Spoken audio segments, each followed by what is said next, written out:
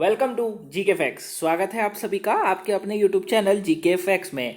जानेंगे इस वीडियो में, यानी कि आज का जो हमारा 2 बजे वाला टॉपिक है वो है कि सर्वोच्च न्यायालय ने जो है अभी एनडीए में महिलाओं के प्रवेश को स्थगित करने की केंद्र की जो याचिका थी उसको अभी जो है खारिज कर दिया गया है। ठीक है, यानी कि महिलाएं जो अभी एनडीए प्रवेश में जो प्रवेश चाह रही थी, उनका जो याचिका थी जो अभी जारी करी गई थी, इसके ऊपर मैंने आपको एक बार पहले भी वीडियो दे चुका हूं कि याचिका दी गई है अभी सुप्रीम कोर्ट को।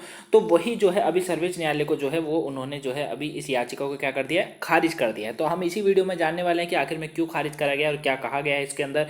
तो ये जो टॉपिक है आपके पेपर के पॉइंट ऑफ व्यू से तो इंपॉर्टेंट है ही है, लेकिन मैं विशेषकर आज उन बच्चों को कहना चाहूँगा जो यूपीएससी पीसीएस वाले बच्चे हैं, उनके लिए ये टॉपिक बहुत ही ज़्यादा इंपॉर्टेंट है। यहाँ से जो है आपसे एग्जाम में और इंटरव्यू में पूछा जा सकता है। तो प्लीज़ टॉपिक को अच्छे से समझिएगा, हर पॉइंट्स को समझिएगा, और जहाँ से ना समझ आए कमेंट बॉक्स में बताएगा जरूर कि वहाँ से वो लाइन आपको नहीं समझ आई। क्लियर? वहीं इस वीडियो की जो पीडीएफ फाइल का लिंक है नीचे डिस्क्रिप्शन बॉक्स में दिया हुआ है, वहाँ से आप डाउनलोड कर सकते हैं। चलिए स्टार्ट करते हैं टॉपिक को। देखिए टॉपिक क्या कहता है कि सुप्रीम कोर्ट ने मई 2022 तक राष्ट्रीय रक्षा अकादमी, जिसको एनडीए बोला जाता है, उसमें महिलाओं के प्रवेश को स्थगित करने की केंद्र सरकार की जो याचिका थी उसको अभी खारिज कर दिया गया है। ठीक है, यानी कि सुप्रीम कोर्ट के द्वारा जो है अभी इसको क्या करा गया है, खारिज कर दिया गया है। जो याचिका दी गई थी ना उसको खारिज करा गया। अब बात करते हैं मुख्य बिंदु की, ध्यान से समझिएगा मुख्य बिंदु को। देखिए हुआ क्या है, पूरी कहानी क्या है कि जस्टिस एस के कौल की अगुवाई वाली बेंच ने अतिरिक्त सोलिसिटर जनरल ऐश्वर्या भाटी से कहा है कि सब कुछ 1 साल के लिए स्थगित करना मुश्किल होगा। यानी कि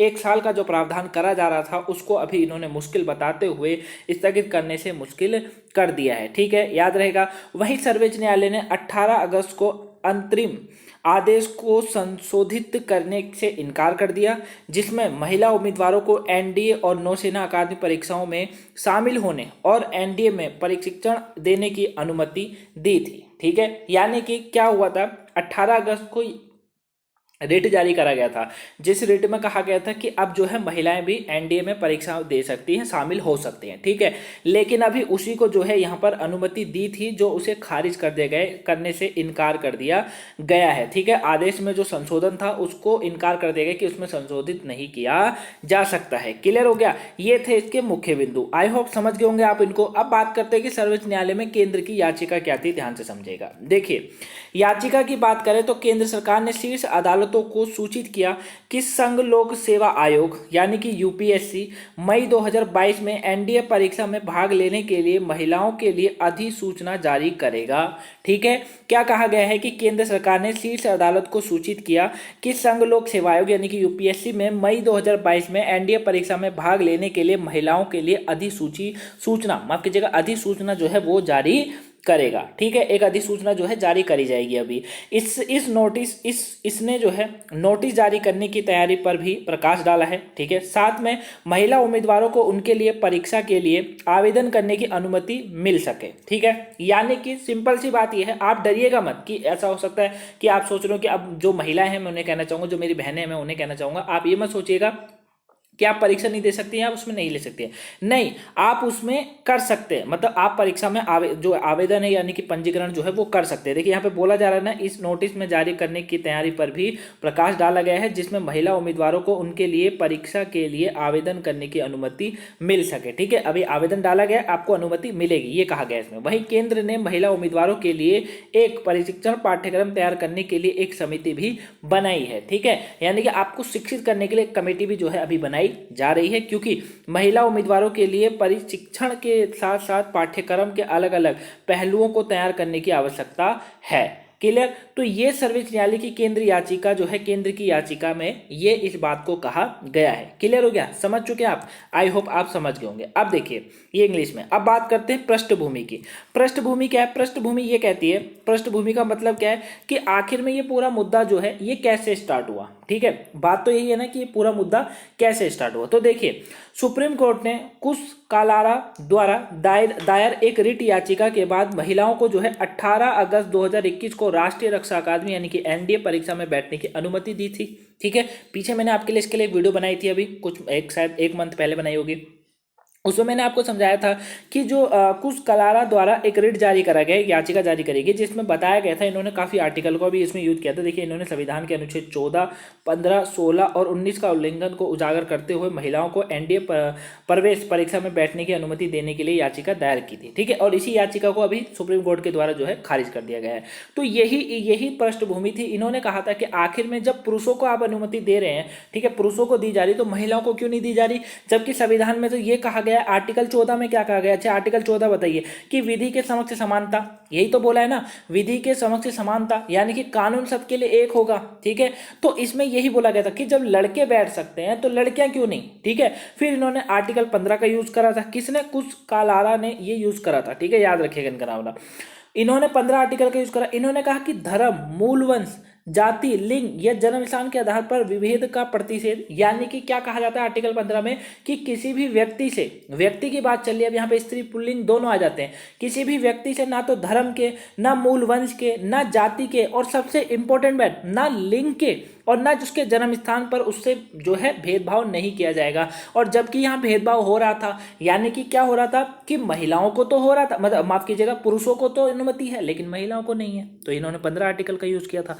उसके बाद इन्होंने आर्टिकल 16 का यूज करा था, जिसमें कहा गया था लोक नियोजन के विषय में अफसर की समानता, यानी कि सबको अफसर की समानता होगी, लेकिन यहाँ पर ऐसा कुछ देखने को नहीं मिल रहा था। 19वां आर्टिकल का यूज करा, जिसमें काफ़ी आर्टिकल है, जिसमें महिलाओं को अपने किसी भी, मतलब सब 19वां आर्टिकल बहुत बड़ा आर्टिकल है। ठीक है, जिसमें वक्र स्वतंत्रता आदि विशेष कुछ अधिकारों का संरक्षण उसमें दिया रहता है, तो वो सारा था। तो इन्होंने कुछ इन आर्टिकल को यूज कर कहा था, और उस समय उजागर करते हुए महिलाओं को जो है एनडीए परीक्षा में बैठने की अनुमति देने के लिए याचिका इन्होंने दायर करी थी। अब वही याचिका, तो ये पृष्ठभूमि थी, आई होप आप समझ गए होंगे। तो वही अभी जो है, वही क्या हुआ, वही सुप्रीम कोर्ट के द्वारा उस याचिका को ठुकरा दिया गया है, यानी कि खारिज कर दिया गया है। ठीक है, और क्या कहा गया है सुप्रीम कोर्ट के द्वारा, ये कहा गया है कि इसे 1 साल के लिए स्थगित करना मुश्किल है। ठीक है, सॉलिसिटर जनरल ऐश्वर्या भाटी से कहा है कि यह सब कुछ 1 साल के लिए स्थगित करना मुश्किल होगा। वहीं सर्वोच्च न्यायालय ने 18 अगस्त को अंतरिम आदेश को संशोधित करने से इनकार कर दिया था।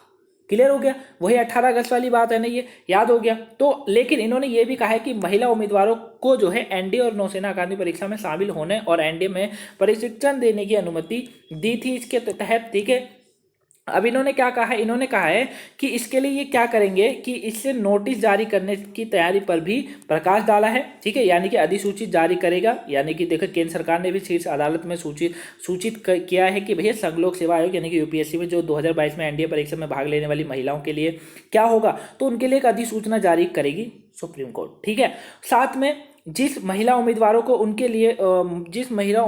उनके लिए परीक्षा के लिए जो है आवेदन करने की अनुमति मिल सके। ठीक है, यानी कि आप आवेदन करेंगे। अभी याचिका गई हुई है, केंद्र सरकार ने भी इस बात को रखा है सामने, तो अब देखते हैं आगे क्या परिणाम आता है। और साथ में केंद्र ने महिला उम्मीदवारों के लिए एक परीक्षण का पाठ्यक्रम तैयार करने के लिए जो है एक समिति भी बनाई है इसमें। ठीक है, तो आगे देखेंगे कि आखिर में ये याचिका जो खारिज कर दी गई, इसके ऊपर क्या निर्णय निकलता है। क्लियर, आई होप आप इसको अच्छे से समझ गए होंगे कि आखिर में ये जो याचिका खारिज करी गई, क्यों करी गई है, क्या इसका मुद्दा रहा।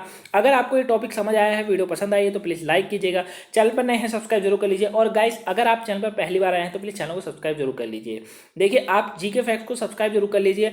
अगर आप करंट से बेहतर होना चाहते हैं, करंट से अगर आप सफल होना चाहते हैं, करंट में एक भी क्वेश्चन गलत नहीं करके आना चाहते हैं, ना इंटरव्यू में कुछ छोड़ना चाहते हैं, तो चैनल को सब्सक्राइब जरूर कर लीजिए। क्योंकि देखिए, पूरे दिन में जीके फैक्ट्स के अंदर आपको 4 क्लासेज मिलेंगी। सबसे पहले 5 बजे वो करंट अफेयर के एमसीक्यू क्वेश्चन होते हैं, नहीं देखिए तो प्लीज़ उसको देख लीजिएगा। 8 बजे वोकैब की क्लास होती है, करंट से है बिल्कुल, और आपकी इंग्लिश को बेहतर करने के लिए डेली 2 बजे ये वाली क्लास होती है, करंट से टॉपिक मैं आपको डेली कराता हूँ। ठीक है, और 8 बजे फिर दोबारा एक और क्लास आपके लिए सर के द्वारा लाई जाती है, जो कि करंट से होती है, उसमें भी आपको फुल एनालिसिस जो है कराया जाता है। तो करंट में अगर आप बेहतर होना चाहते हैं तो चैनल को सब्सक्राइब, वीडियो को लाइक करना और गाइस शेयर करना प्लीज़।